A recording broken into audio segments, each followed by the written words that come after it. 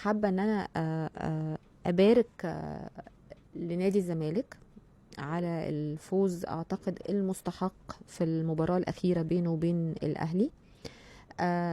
يمكن بشهادة الجمهور الاهلاوي قبل الزملكاوي، كان اللي هو الجمهور المعتدل مش المتعصبين.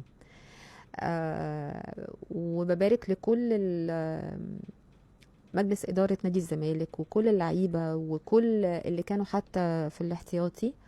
وكمان بتقدم، يعني الاهلي يمكن مش متعود على حكايه ان هو يخسر. بس هي الرياضه كده، يعني في الاول وفي الاخر هي الرياضه كده، وهيفضل دايما طول ما في اهلي في زمالك، وطول ما في زمالك في اهلي. ماتش ليك ماتش عليك. المهم ان الموضوع في الاخر يكون اللي يستحق الفوز هو اللي يكون بيفوز، واللي ادى اداء مشرف في الملعب في الوقت ده.